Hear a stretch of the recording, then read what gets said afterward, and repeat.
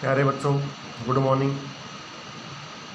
जैसा कि आपने पिछली वीडियो में निबंध लेखन के बारे में, उसके प्रकार, भाग, नियम, उद्देश्य आदि के बारे में सुना, आज हम कुछ ऐसे ही विषयों के बारे में आपको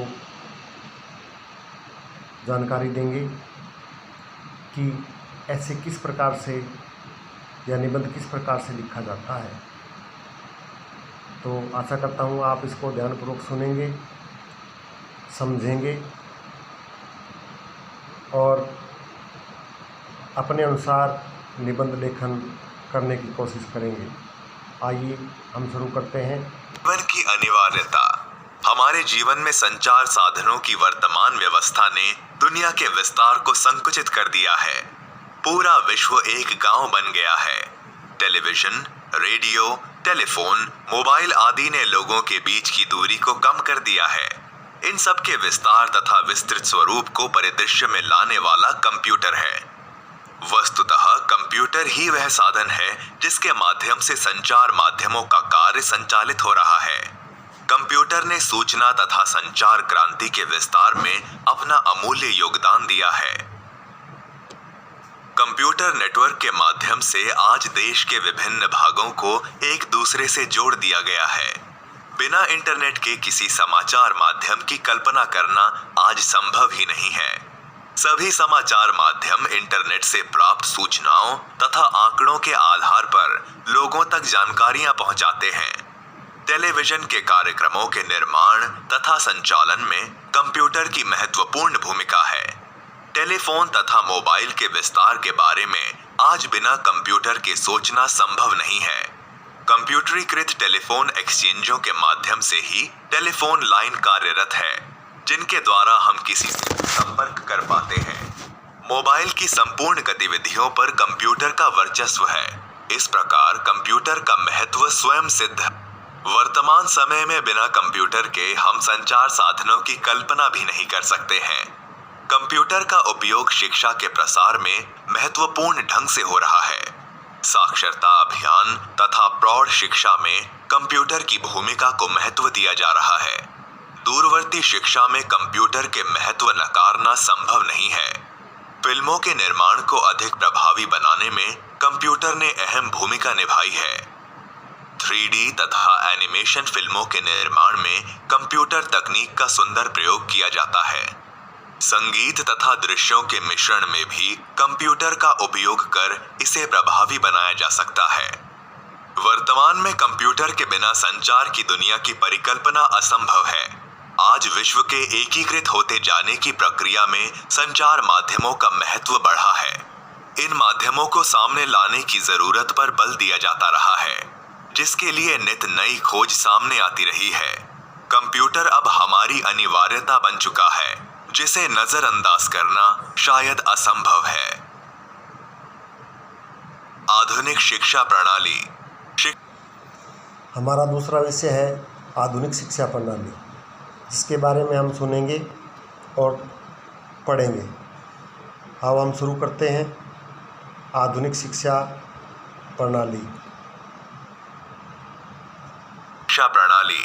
शिक्षा को मानव समाज में उच्च प्राथमिकता प्राप्त रहती है, क्योंकि किसी भी देश की विकास प्रक्रिया का यह एक अभिन्न अंग है। शिक्षा से तात्पर्य है शक्ति को ग्रहण कर मनुष्य द्वारा सही अर्थ में अपनी क्षमताओं का उपयोग करना सीखना, ज्ञान रूपी प्रकाश की ओर बढ़ना। वर्तमान समय में शिक्षा अपनी आधारभूत भूमिका का निर्वहन ठीक से नहीं कर पा रही है, इसलिए इसके औचित्य पर प्रश्न चिन्ह खड़ा हो रहा है। प्राचीन भारतीय शिक्षा पद्धति की सबसे महत्वपूर्ण विशेषता उसकी नीतियों से परिपूर्ण थी। नीति मनुष्य के जीवन को सही दिशा निर्देश देती है, जो उसे आगे बढ़ने या विकास करने का माध्यम बनाती है।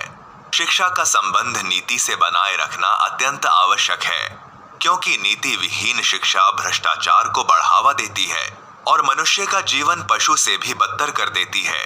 किसी भी देश का स्वरूप और उसके मानव संसाधन का स्तर शिक्षा प्रणाली के स्तर पर निर्भर करता है। वर्तमान समय में शिक्षा मुख्यतः 3 श्रेणियों में संपन्न होती है। प्राथमिक, माध्यमिक एवं उच्च या विश्वविद्यालय। इनमें सबसे महत्वपूर्ण श्रेणी माध्यमिक शिक्षा की होती है, क्योंकि इस सीमा को पार करने के उपरांत ही कोई विश्वविद्यालय शिक्षा की ओर बढ़ सकता है और आगे की पढ़ाई जारी नहीं रख पाने वाले विद्यार्थी जीवन यापन की दिशा में आगे बढ़ जाते हैं। अतः माध्यमिक शिक्षा किसी भी राष्ट्र की रीढ़ होती है, जिसके कमजोर होने पर राष्ट्र को घुटने टेकने पड़ सकते हैं। माध्यमिक शिक्षा के महत्व को देखते हुए ही हमारे देश में माध्यमिक स्तर तक की शिक्षा को निःशुल्क शिक्षा के अंतर्गत लाभकारी बनाने का प्रयत्न किया गया है। शिक्षा पद्धति में राष्ट्रीय स्तर पर व्यापक सुधार के लिए अनेक योजनाओं का क्रियान्वयन किया जा रहा है।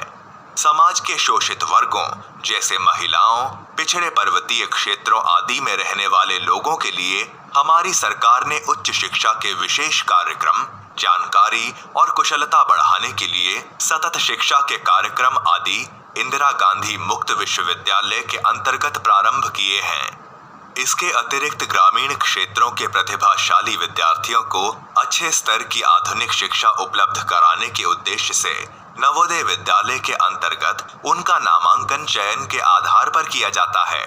स्थानांतरणीय पदों पर कार्यरत केंद्रीय सरकार के कर्मचारियों के बच्चों की शैक्षिक आवश्यकताओं की पूर्ति के लिए केंद्रीय विद्यालयों की स्थापना करने की योजना भी अत्यंत सराहनीय है। वास्तव में अब आवश्यकता है इस पर सच्ची लगन एवं ईमानदारी से अमल करने की। शिक्षा का अधिकार कानून 2009 लागू हो जाने के बाद भी समाज का 5 से 14 वर्ष तक की आयु का कोई भी बच्चा यदि शिक्षा से वंचित रह जाता है तो इसकी जिम्मेदारी हमारी कार्य प्रणाली की ही होगी। भारत के सुंदर भविष्य के लिए यह आवश्यक है कि शिक्षा का समुचित स्वस्थ वातावरण तैयार किया जाए, जहां शारीरिक, मानसिक एवं नैतिक रूप से स्वस्थ युवा अपनी क्षमताओं एवं योग्यताओं का विकास कर अपनी सक्षमता का उपयोग देश के विकास में कर सकें। आज का यह टॉपिक यहीं समाप्त होता है। धन्यवाद।